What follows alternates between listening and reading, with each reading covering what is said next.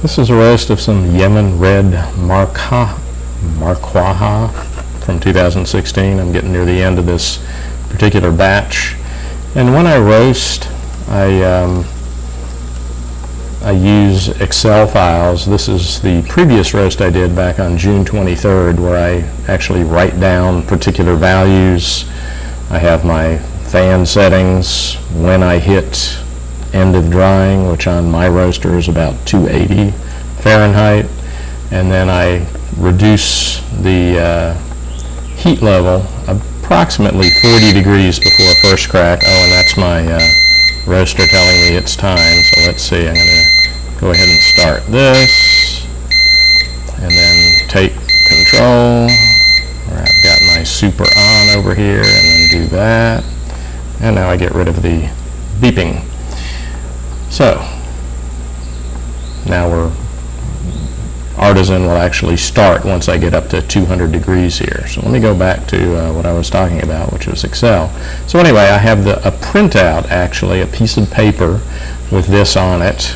I have two pieces of paper. I have an empty template where I basically copy all of that and empty out the data areas, because what I do is I use this to write on during the roast.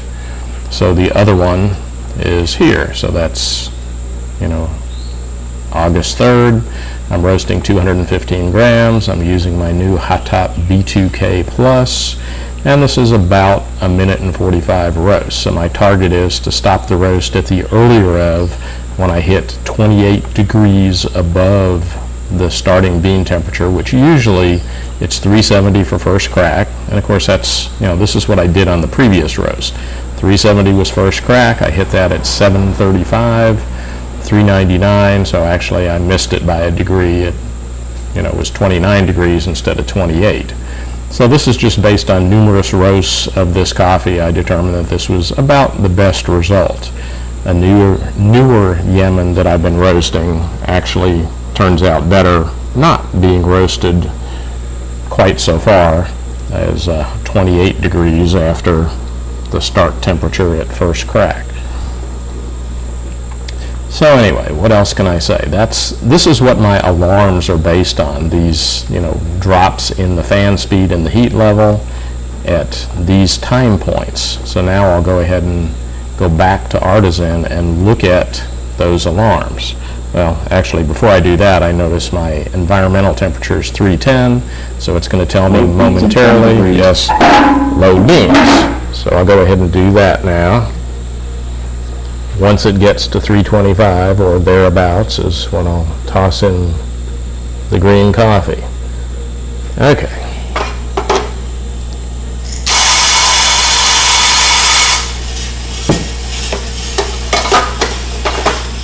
So that's my 215 grams worth of green coffee going in. And now I'll go in here and shrink up the axes, because there's a bunch of extraneous data here that I don't really care about. So I just do this so I can kind of focus on the important stuff. I know that this roast last time it took a whopping 9 minutes. I'll make this 11, and voila. And for this particular roast, I'm not actually using any of these options down here, so I'll go into my events and just turn off all of those buttons that I don't actually need. And you can see down below they're disappearing as I turn them off. I have them turned on. I only use those when I'm roasting decaf, basically. So now we wait. Oh yeah, I was going to show you the alarm file. So here's the alarms. Yes, we don't really care about making Office better. Thank you very much. Okay, I'd like to be able to get rid of that. Unfortunately, it's probably going to pop up on me here momentarily and interrupt what I'm doing. That's nice. So you can see these grayed out alarms are events that have already occurred and been triggered. And so what I was showing in that Excel file for the alarms is I start off when I get to 280 degrees Fahrenheit. That's on my roaster, the end of drying. I drop the temperature to 90% for the heat level, 25%. I bump it up for the fan. So I start slowing when I begin to approach first crack. When I'm about 2 minutes before first crack, so I've set that at a bean temperature of 335, which was based on the actual bean temperature of about 370. I reduce the heat to 70%. The fan bumps up to 50%. And then I don't actually make any change at first crack. I just leave it the same. So you notice these alarms are not being activated.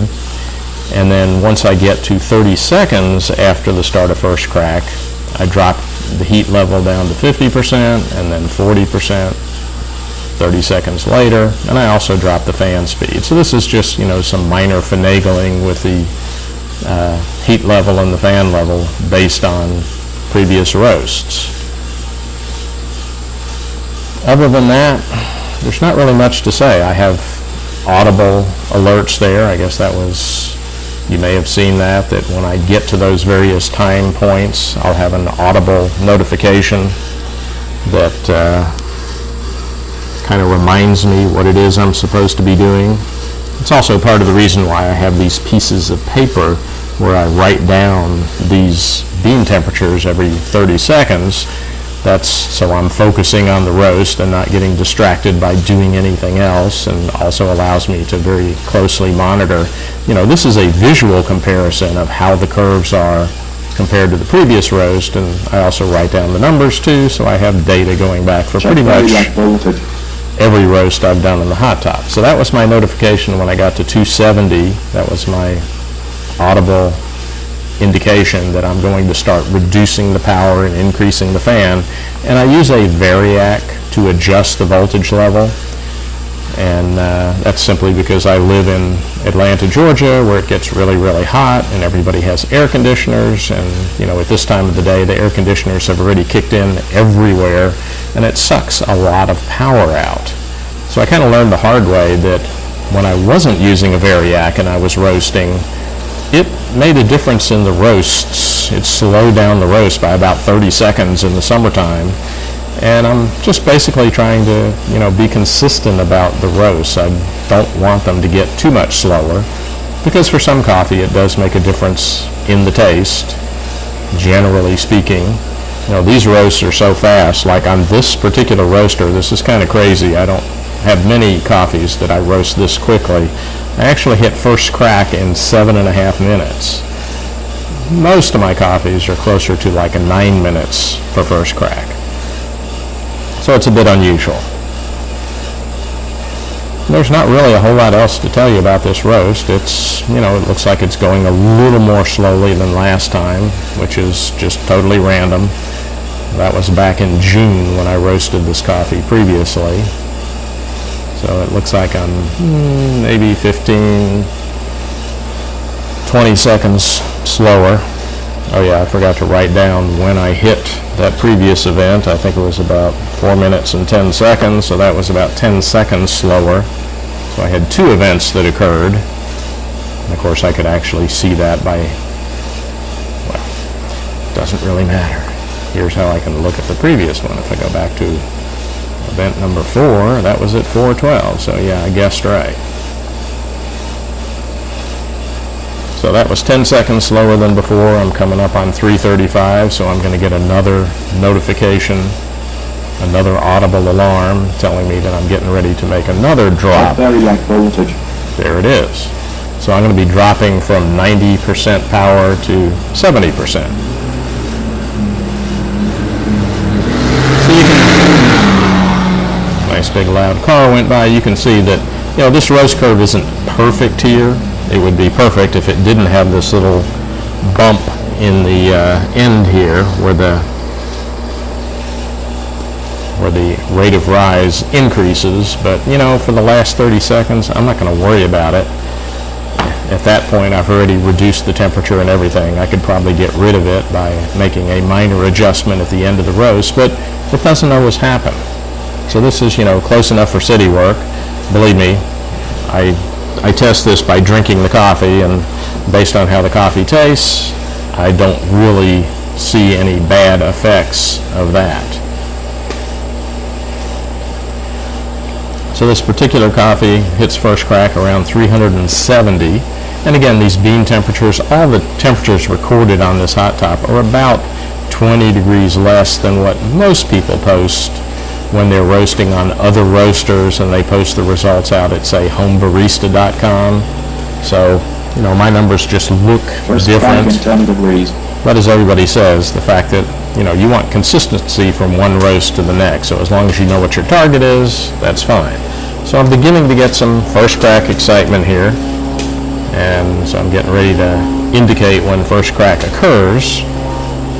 On this coffee, it's not as noticeable. Well, actually, this is pretty loud. Sometimes it's very muted by comparison. So I'm just going to pick 370 because that's what I've used before. So that was 7 minutes and 55 seconds. So that's actually 20 seconds behind the previous roast. And then I've got another milestone coming up here.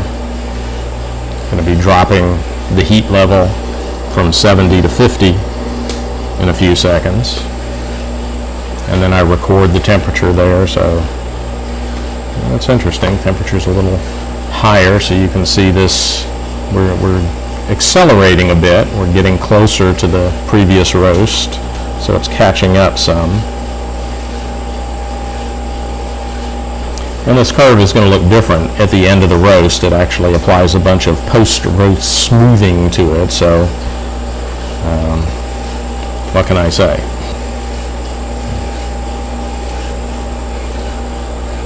Alright, so now I've done another reduction in temperature and a reduction in the fan level. And that's it. I'm not going to make any more changes to the end of the roast. So now you can see we started to accelerate, and now we're dropping off a little bit. The rate of rise is slightly less than it was before. The temperatures are very close to the previous roast at the same level of time. So I'm at 393. I'm going to drop this off at 398, so I'm just going to watch carefully for when I get there.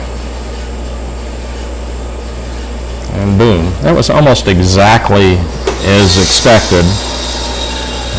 That was like, as you can see, 1 minute and 44 seconds. My target was either 1 minute and 45 seconds or 28 degrees. And once again, even though I clicked it when the temperature was on the display was 398, it took a fraction of a second to actually register that in Artisan. So I think that's the same thing that happened in my previous roast.